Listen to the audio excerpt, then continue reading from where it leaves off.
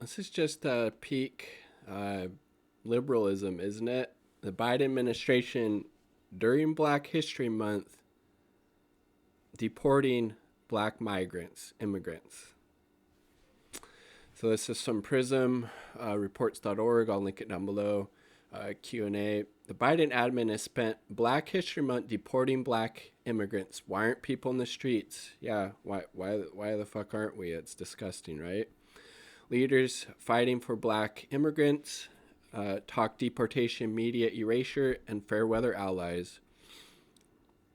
Again, it sure didn't take long for the corporate media and liberals and Democrats to forget about those kids in cages as the Biden administration has opened up another concentration camp for children, no less, in Texas. And the corporate media framed it as a overflow facility. Interesting. No talk of kids in cages or it being a concentration camp, of course. In the days it took to pull together this Q&A with two leaders in the Immigrant Rights Network, Haitian Bridge Alliance's Jerlene Joseph and Undocu Black Network's Patrice Lawrence, the federal government deported more than 70 asylum seekers to Haiti, including a 2-month-old baby and 21 other children. A 2-month-old fucking baby. But liberals, Democrats, crickets. The silence is deafening and it's fucking disgusting. Anybody who stopped talking about ICE and not, like, where's your fucking moral courage and moral fortitude? Just because there's somebody in office with a D next to their name, like, it's fucking disgusting. 2-month-old baby. Haiti is in the midst of political turmoil, and advocates are calling these deportations death flights. Soon, hundreds more black immigrants are expected to be deported, including 135 Haitian immigrants. Most of them are families. I mean, yeah, and there's all these layers that make, obviously, deporting people is violence in and of itself, and then you add children, families during a pandemic, the political turmoil they're being sent back into in Haiti when they're deported. It's just despicable on every fucking level. While the coverage of these deportations hasn't been extensive, what does exist largely flames the large-scale deportations of black immigrants as an example of ICE operating as a rogue agency that is refusing to comply with the Biden admin's orders, which instructed ICE only to remove suspected terrorists and people who have been convicted of felonies. During his first days in office, President Joe Biden also ordered a 100-day moratorium on sudden deportations, which was temporarily blocked by a judge in Texas. The judge's order left in place new guidelines stipulating that only the most serious immigration cases should be subject to deportation. But ICE isn't a rogue agency. It's simply doing what ICE does. Exactly. And you don't hear Biden or, frankly, a lot of Democrats who are calling for ICE to be abolished, before Biden was elected. Not hearing a whole lot of talk about that now, are we? And according to Joseph, the Federal Immigration Agency is simply operating as was allowed and encouraged under the Trump admin. Anti-blackness and white supremacy, too, obviously, baked into the immigration system, and ICE has merely operationalized it. In fact, the federal agency has spent Black History Month deporting black immigrants. Advocates were able to successfully get a deportation flight suspended February 5th, carrying African immigrants from Cameroon, Angola, and the Democratic Republic of Congo. However, since February 1st, over 500 Haitians have been deported in an effort to deport 1,800 to Haiti by mid-February. The co-founder and executive director of the Haitian Bridge Alliance and the co-director of the Undocu Black Network recently spoke to Prism about the crisis facing black immigrants, the media's role in the erasure of black immigrant communities, fair weather allies. Our conversations have been condensed and edited. Probably not going to read through all of this, but I will link it down below and highly recommend you check it out for yourself. We're currently seeing hundreds of black immigrants and Haitian people in particular targeted for deportation. Much of the framing is that ICE is doing this in direct violation of President Biden's orders, which seems overwhelmingly absolve Biden and Alejandro Mayorkas, the new Department of Homeland Security, obviously, yeah, abolish ICE, abolish DHS as well. Responsibility. How are your organizations framing these deportations? Geraldine Joseph.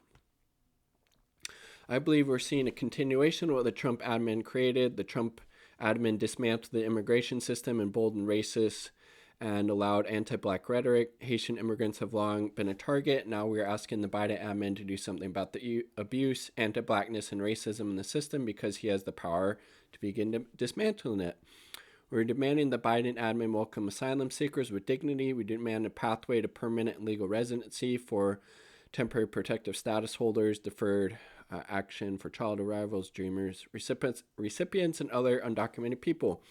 We're demanding they reinstate diversity visas. We're asking, not sure what that is. It sounds really interesting.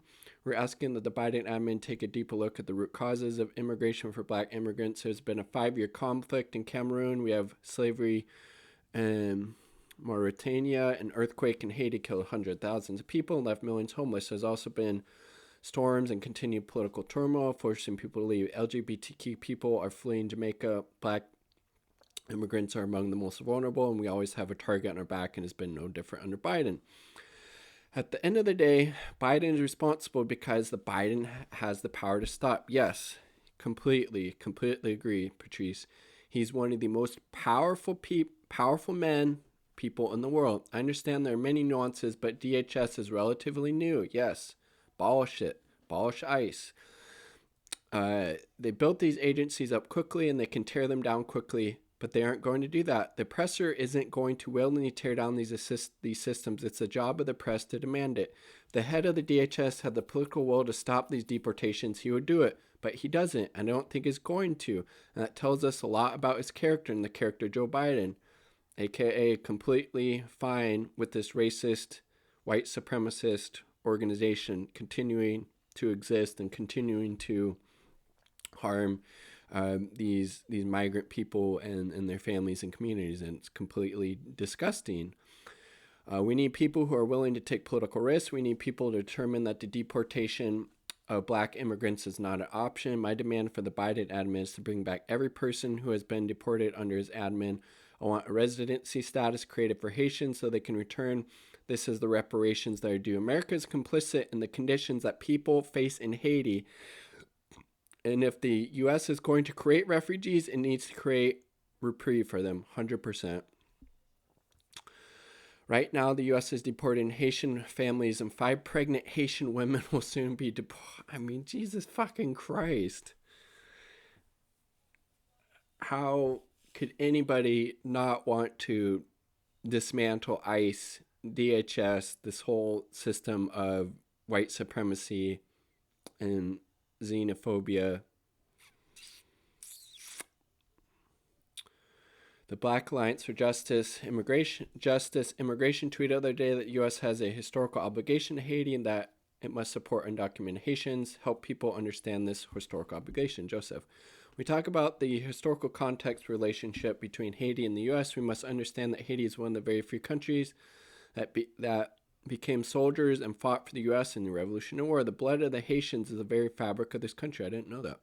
Also, the U.S. as we know it today in size and context is a direct result of the Haitian Revolution, forcing France to give. Haiti was the only successful slave revolt in the history of the world, correct? And they've been paying a huge price ever for it since. Haiti was the first country to ban slavery, and without the Haitian Revolution, the U.S. would not be what it is today. You also need to understand that Haiti is a thorn in the side of the U.S. The United States did not recognize Haiti and embargoed Haiti because they feared they had a partnership with Haiti. Enslaved people of the South would learn about what Haiti did, and they would revolt and fight their freedom. Haiti presented a threat to the Western world and especially to the U.S. Haiti has been a partner to the U.S., but the United States has not been a partner to Haiti. Now it's time for true partnership. The U.S. has silenced, minimized, and erased this history and realized the Haitian people to allow for a system of racism and anti-Blackness to continue harming not just us, but people around the world. Remember, the detention system in the U.S. was built in the 80s to detain Haitian refugees. The bricks of the detention system are connected to Haiti and connected to slavery. Vasquez, the Haitian Bridge Alliance and the Undocu Black Network call for the deportation flights, death flights. Tell me more about the country's conditions people are returning to.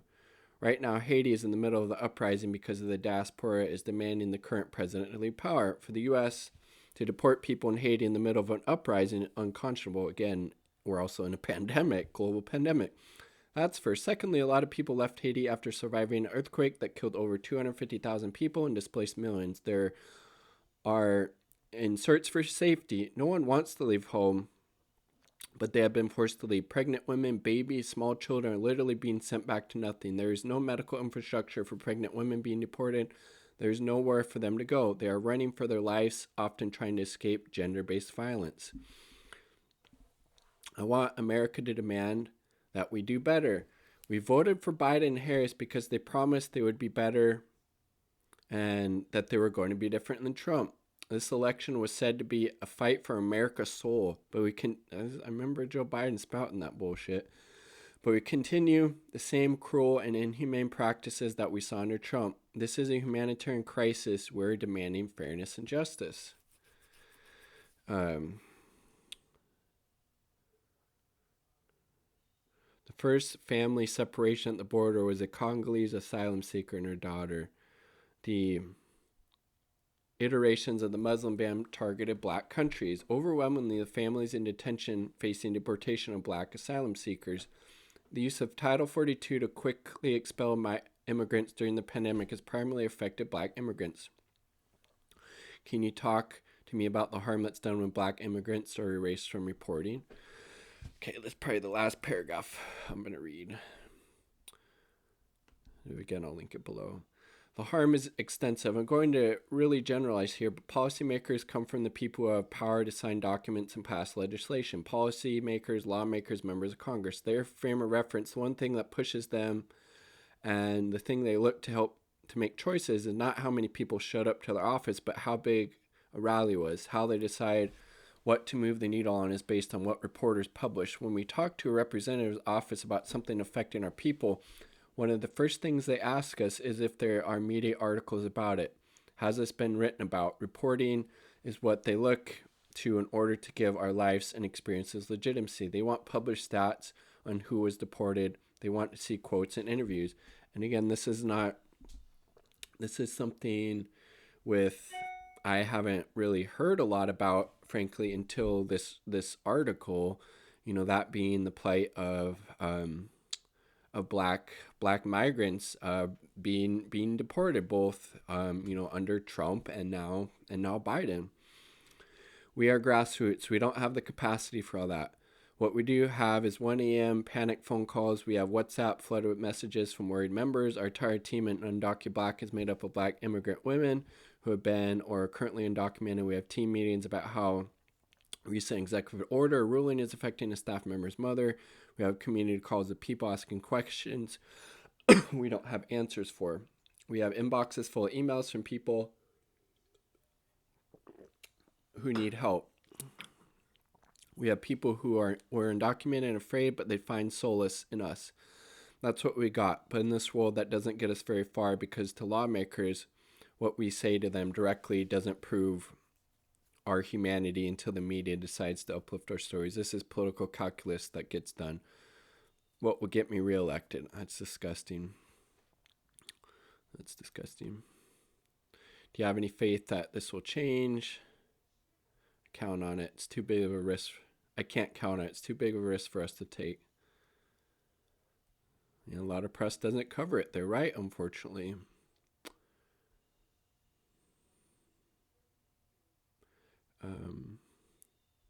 We were gearing up for the next 4 years. 5 years ago, the Haitian family separations needed to stop 5 years ago. All right. Yeah, really, really interesting article. Recommend you checking it all out. And